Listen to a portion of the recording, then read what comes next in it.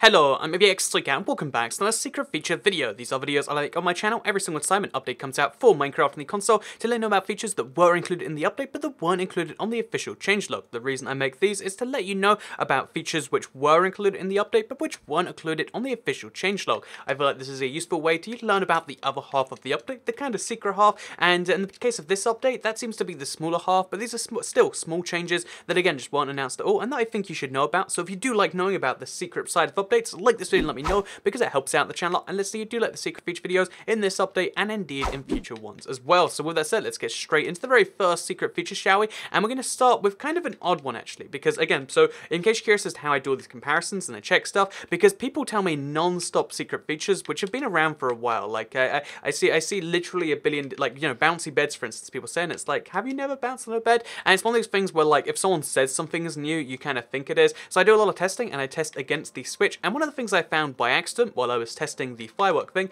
because a lot of people tell me like, oh yeah, so the thing at the bottom of a firework, this is a secret feature by itself. Now they have this yellow thing there. A lot of people told me that's fire, and I was like, oh, I guess it does kind of look like fire. However, while I was trying to work out what it was, I noticed something kind of weird. That is, if I place a firework underneath a tree or underneath some leaves, it'll actually go through the leaves and it'll explode in the sky. So you can actually explode fireworks all the way up there. This is rather odd, and I was like, that didn't exist before, did it? So I went back and I did some checking, and on the Switch, if you try to place fireworks just down there, what's going to end up happening is all of the fireworks get trapped below, whereas in this update now, your fireworks can actually pass through transparent blocks. It takes them a little bit of time to do so, they slow down to do it, but as you can see, no matter how many fireworks you place on the side of the block, most of them are going to make it through, and you're going to be able to have explosions which go through leaves, and this also works for any transparent block, it seems. So if we have a glass block over here, the exact same thing will work here. So this means that you can have a ceiling which you can't get through, but which fireworks can, and I don't know how you'd use that besides just nice decorations above your house, but it's something you can do in this update. So moving on to the second secret feature in this update. Again, this is another one where people have been saying it non-stop about how the fire animation is different, and the fire animation is very slightly different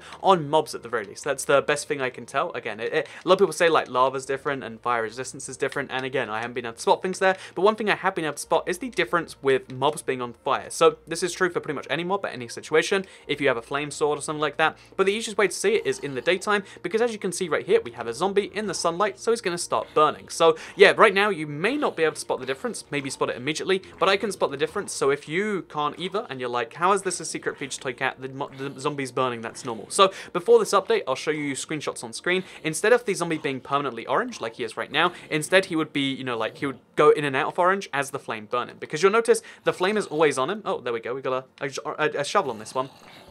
But if you look at him right there, you can see how the flame is always on him, but it's kind of hurting him every, few ticks. So it's ouch, ouch, ouch, ouch, ouch. And usually, like the shovel. The shovel is doing what the whole zombie used to do. I guess that's a glitch, actually. The shovel is, taking damage every time he takes damage. However, the whole of the zombie is always orange and on fire, which just means it's really a visual change. It's a small one, but this is something you might notice on the character and on other mobs, especially if you have flame bows and fire aspect swords. Again, these changes are pretty, impressively small that we've gathered them, right? But it's something I wanted to share regardless. Like this next change, which is one you probably don't notice unless you're in creative a whole bunch, because it is to do with spawn eggs. So a lot of people, again, people say this is for snowballs and for eggs, and this is why it takes so long to make some of these videos, because confirming that, these things didn't exist before is kind of tricky, because how much, did a snowball stack used to go up to, and you have to, work this stuff out, and the simple answer to these questions is the only thing that's changed in this update is if you go all the way over to miscellaneous, all of the spawn eggs now go up to 64. They used to go up to 16, but now, as you can see, you can combine them into a stack, and you can make 64. So why is this the case? It's actually a bedrock feature from 1.2.2 or 3, or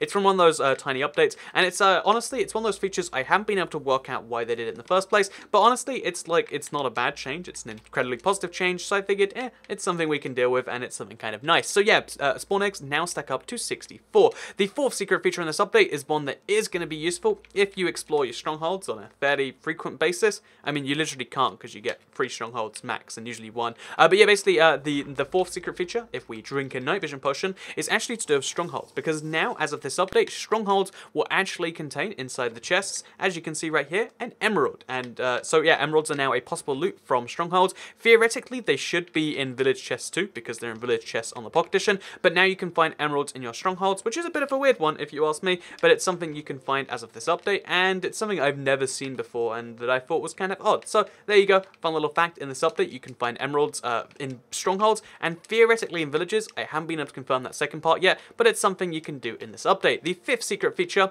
so I want to mention two ones here, because again, the first one is technically not on the changelog, but I've covered it many times before, but again, people have been telling me it non-stop, and that means a lot of you didn't know it before, but that's basically when you go to one of these villages, which has, you know, no crops around. You might think, ah, that's a cropless village, but they actually have houses in them. Again, my one doesn't right here, but they actually have houses which contain a chest, and that chest will contain all of the food. Yes, this is a secret feature. It wasn't on the changelog, but again, it's something fairly widely known if you go to one of these, so that's kind of cool. And the actual fifth one I'm going to include, in case you don't like that one, or in case you don't like any of the ones we've shown so far, the sixth secret feature, if you will, is to do with lakes. So again, this could be a switch to Xbox change. I wanted to do I did a bunch of, like, you know, curiosity stuff. Like, that can't be true, but it is true that in the TU59 version I have my Switch, and in the TU60 version I have here on my Xbox, the worlds look exactly the same. It generated exactly the same stronghold, of the same, all these different things were in the exact same places, but one thing was slightly odd and slightly different. There was an ice lake here, and I figured, oh, that's kind of weird, like maybe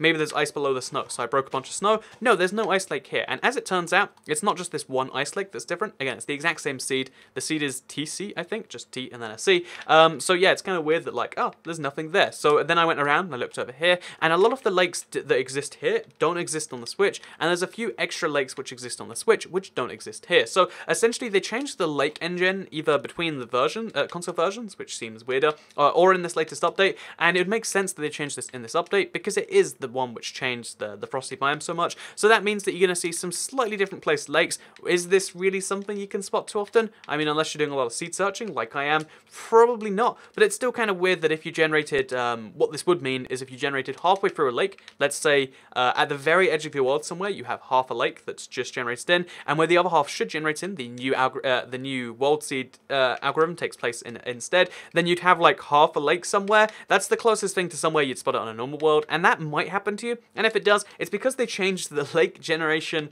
you know, spawning system in this update, and that's super weird if you ask me, but it's a thing which did in fact happen. So yeah, this was the update of many Pocket Edition changes, lots of many Bedrock changes, lots of which were on the surface, many of which were below the surface, and including the Emerald one. And yeah, in general, it's been a pretty weird update to discover, but that's literally every feature besides, again, like the burning thing. You can look into yourself if you think it's different, but I could only spot it on mobs. But yeah, basically in this update, they had like 15 secret features to something like 15 in the update. It was literally as many secret features as there were inside the update, and it was a lot of fun going through. But honestly, I'm setting my sights now probably on the next update. I think I'm going to update my Switch now finally, and it's been a fun secret feature season. If you all enjoyed it, then make sure you like, favorite, and well, I don't know if favoriting's even a thing on YouTube, but make sure you like and also subscribe, notifications turned on, so you can see it when the next update comes out, because I like doing this little service to the community, showing you the features in an update that you might not have otherwise known about. So thank you very much for watching.